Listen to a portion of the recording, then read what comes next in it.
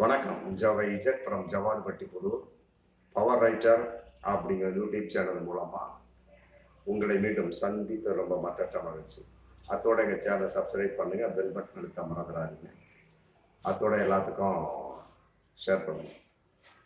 பொதுவாக எந்த விஷயமாக இருந்தாலுமே சரி, ஒருவனை இன்னொரு மதிச்சாதான் அந்த காரியம் நடக்கும். பொதுவாக ஒரு கடைகளே எடுத்துக்கிங்கன்னா, முதலாளி வந்து உட்கார்றாரு, கல்லாவில் உட்கார்றாரு, உடனே வந்து வியாபாரம் நடந்துருமா? அதெல்லாம் கிடையாது. இருக்கக்கூடிய தொழிலாளிகளை அவர் மதிக்க வேண்டும், அவர்களுடைய கோரிக்கைகளை நிறைவேற்ற வேண்டும். இல்லாவிட்டால் அவர்களோடு கட்டாயமா ஏதோ ஒரு உரையாடவாது செய்யணும், ஒரு அன்பா பண்பா பாசமா. அப்பதான் அந்த தொழில் வந்து நடக்கும். அதே மாதிரிதான் அரசியலையும் ஏகப்பட்ட கட்சி இன்னைக்கு வந்து டம்மியா போனதுக்கான எடுக்கலாம். தொண்டர்களை மதிப்பதில்லை. குறிப்பா பாமக இப்ப சீமானுடைய கட்சி போயிட்டு இருக்கு. ஏகப்பட்ட தொண்டர்கள் வந்து போர்க்குடி தூக்கிட்டு இருக்கிறாங்க. நாங்கள் கட்சியை விட்டு விலகுகின்றோம், சீமான் எங்களை மதிப்பதில்லை. இருந்தா இரு, இல்லாட்டி போயிட்டே இரு. ஆமா, நீ போஸ்டர் ஒட்டி தான் இங்க கட்சி வரணும் அவசியமே கிடையாது அப்படின்னு சீமானே சொல்றாரு. ஆனா விஜயலட்சுமிக்கு மட்டும் மாசம் 50,000 கொடுத்துடுறாரு. அது எந்த கணக்கு? அது என்ன வெள்ளை அறிக்கை எங்களுக்கு வேணும் அப்படின்னு சொல்லி போட்டு கவர்மெண்ட்டை பார்த்து கேட்காங்க பார்த்தீங்களா? அது மாதிரி வந்து இன்னைக்கு வந்து தொண்டர்கள் வந்து அறிக்கை வேணும்னு சொல்லி சீமானை பார்த்து கேட்டுட்டு இருக்கிறாங்க. ஏன்னா வந்து தொண்டர்களை அவர் மதிப்பதில்லை. அது மாதிரிதான் அப்ப என்ன ஆகுது? எல்லாமே வந்து படம் முடிஞ்சு போச்சு. இதே மாதிரிதான் ஒவ்வொன்றுக்கும் ஒரு நிலைப்பாடு. அதே மாதிரி சினிமாவும் அப்படித்தான். ரசிகர்களை எந்த ஒரு நடிகையாக இருக்கட்டும், நடிகனாக இருக்கட்டும் மதிக்கவில்லையோ கட்டாயமா அவர்கள் தோல்வியை சந்திப்பார்கள். அதாவது மெய்யழகன் திரைப்படம் இன்னைக்கு போயிட்டு இருக்கு. அந்த அளவுக்கு வெற்றிகரமாக போனதெல்லாம் சொல்ல முடியாது. அது சம்பந்தமா வந்து ஒரு விழா மேடை போட்டு விழா நிகழ்வு நடந்துட்டு இருக்கு. அந்த நிகழ்வுல வந்து சூர்யா, கார்த்திகை எல்லாம் உட்காந்துருக்கிறாங்க. அதுல வந்து அந்த மேடையில வந்து சூர்யா வந்து ஒரு பேசுறாரு, ஒரு அறிவுரை மாதிரி ஒரு பேசிட்டது வந்து இன்னைக்கு வந்து மிகப்பெரிய ஒரு பிரச்சனையா போய் அவருடைய ரசிகர்கள்லாம் வந்து இன்னைக்கு மறுத்து எடுத்துட்டு இருக்காங்க. சமூக வலைத்தளத்தை நெட்டிசன்கள்லாம் வந்து மறுத்து எடுத்துட்டு மிகப்பெரிய கண்டன குரலை எழுப்பிட்டு இருக்கிறாங்க. அதாவது என்ன பேசியிருக்காரு அப்படின்னா, படத்தை மட்டும் பாருங்க, ஏன்னா படத்தை பாருங்க, நல்லா என்ஜாய் பண்ணுங்க. படம் வந்து எவ்வளவு வசூல் பண்ணுச்சு, என்ன வெற்றியா தோல்வியா அப்படிங்கிற பத்தி நீங்க கணக்கு போடாதீங்க. ஏன்னா அது உங்களுக்கு தேவையில்லாத சமாச்சாரம். ஏன்னா விமர்சனம் செய்து கொண்டு இருக்காமல் நல்ல படத்தை பார்த்து, எந்த ஒரு படமாக இருந்தால் படத்தை பார்த்து என்ஜாய் பண்ணுங்க. கணக்கு வழக்குகள் சம்பந்தப்பட்டதை நாங்க பார்த்துக்கிறோம். அது உங்களுக்கு தேவையில்லாத சமாச்சாரம். ஏன்னா ரசிகர்களாய் உங்களுக்கு வந்து பொழுதுபோக்கு தான் ரொம்ப முக்கியம் அப்படின்னு சொல்லிட்டு ஒரு டைப்பா ஒரு அட்வைஸ் சொல்ற மாதிரியோ, மற்றபடி வந்து உங்களை நம்பி நாங்க இல்லை அப்படிங்கிற மாதிரியும் ஒரு கருத்து சொன்னோன்னே இன்னைக்கு வந்து அவருடைய ரசிகர்கள்லாம் வந்து கொதித்து எழுந்து விட்டார்கள். அதாவது என்ன சொல்றாங்க அப்படின்னா, ஏப்பா பாக்ஸ் ஆபீஸுங்கிற பேர்ல சம்பாதிக்கிற அனைத்து காசும் எங்களுடைய காசு. ஏன்னா நாங்க படம் பார்த்தாதான் நீங்க கோடீஸ்வரன் ஆக முடியும். அப்படி இருக்கக்கூடிய சமயம் எங்களை மதிக்காம வந்து நீங்க இந்த மாதிரி பேசுனீங்கன்னா நாங்க எப்படி உங்க படத்தை பார்ப்போம்? ஏன்னா ஒவ்வொரு காசும் எங்களுடையது.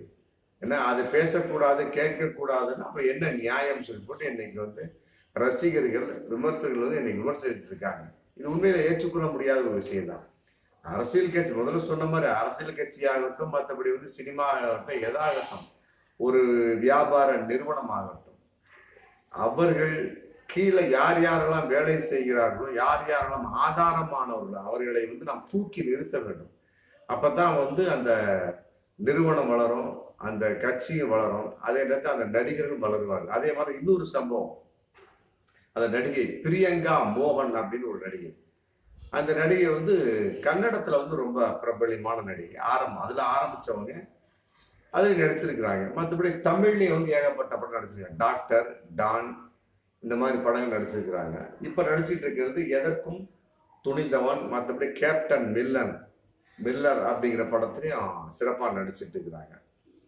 அவங்க வந்து பிரதர் பட விழாவில் வந்து ஆடியோ வெளியீட்டு விழாவுக்கு வந்து ஒரு அழைப்பு பேர்ல வர்றாங்க. வந்தவங்க வந்து உட்காந்துருக்கிறாங்க. மேடையில உட்காந்துருச்சுன்னா கீழே உள்ள நடிகை ரசிகர்கள்லாம் வந்து கொஞ்சம் இறங்கி வாமா, கொஞ்சம் செல்ஃபி எடுக்கணும் அப்படின்னு போட்டு சொல்றாங்க. அந்த அம்மா வந்து அதுக்கு ஒத்துழைக்காம அந்த அம்மா மேடையிலேயே உட்காந்துருக்குது. அப்புறம் செல்ஃபி எடுக்கவா, ரசிகர் தான் தெரியும்ல, ஒரு விஷயம் பிடிச்சிருச்சு அப்படின்னா கட்டாயமா செல்ஃபி எடுப்பாங்க, அவரோடு பேச ஆசைப்படுவார்கள். அது நடிகையாக இருந்தால் நெருக்கமாக நின்று ஏதாவது சில செல்மிசம்லாம் பண்ணுவாங்க. அதெல்லாம் பல நடிகை நடந்திருக்கு. அதன் அடிப்படையில் வந்து இந்த பிரியங்கா மோகன் வந்து பயந்து விட்டாரா அப்படின்னு தெரியல. செல்ஃபி எடுக்க வரமாட்டேன் அப்படின்ட்டாரு. அப்புறம் கீழே மேடை விட்டு கீழே இறங்கி விழா முடிஞ்ச போகக்கூடிய சமயத்துல கார்ல ஏறுறாரு. ஏறக்கூடிய சமயத்துல டக்குன்னு செல்ஃபி எடுக்கலாம் அப்படின்னு ரசிகர்கள்லாம் சூழ்ந்திருக்கிறாங்க. உடனே வந்து ஒரு ரசிகரை பார்த்து சில மோசமான வார்த்தைகளால பிரியங்கா மோகன் வந்து திட்டிருக்கிறார். உண்மையிலே வந்து ரசிகர்கள்லாம் இன்னைக்கு வந்து மனசு வெந்து போய்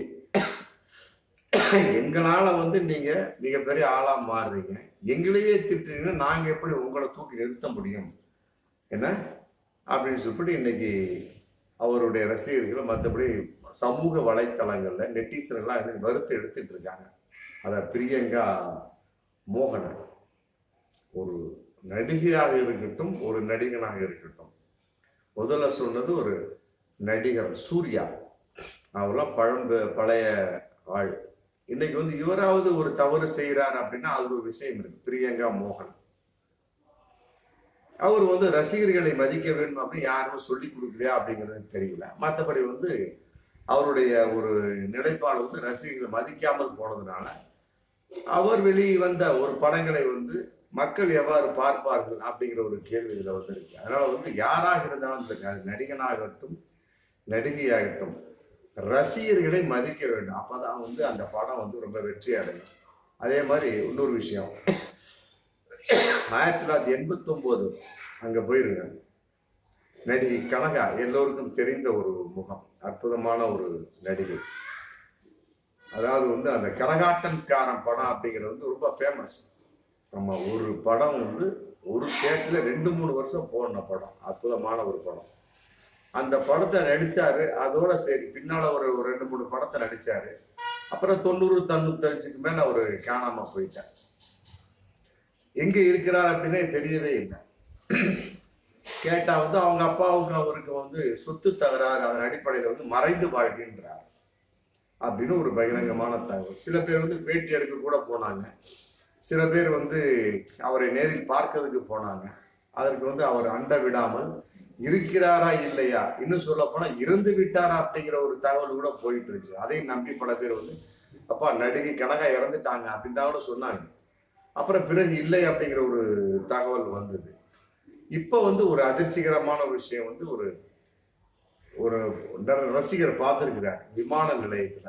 பார்த்த உடனே அது கனகாவா அப்படின்னு அவருக்கே தெரியல. அந்த அளவுக்கு அவருடைய முகமெல்லாம் மாறி போய் முதல்ல வந்து ரொம்ப இழைச்சு போன மாதிரியும் மனோநிலை தவறீதி போல இருந்தார். இன்னைக்கு அப்படி இல்லை, கொஞ்சம் பாடியா குண்டா இருக்கிறார். நல்ல விதமான ஒரு உடல் தரத்தோட மனோ தரத்தோடு இருப்பதாக ஒரு தகவல் இருந்தாலுமே கூட அவர் ரசிகர்களுக்கு வந்து அவரும் மதிப்பளிப்பதில்லை அப்படிங்கிற ஒரு தகவல் இன்னைக்கு போயிட்டு இருக்கு.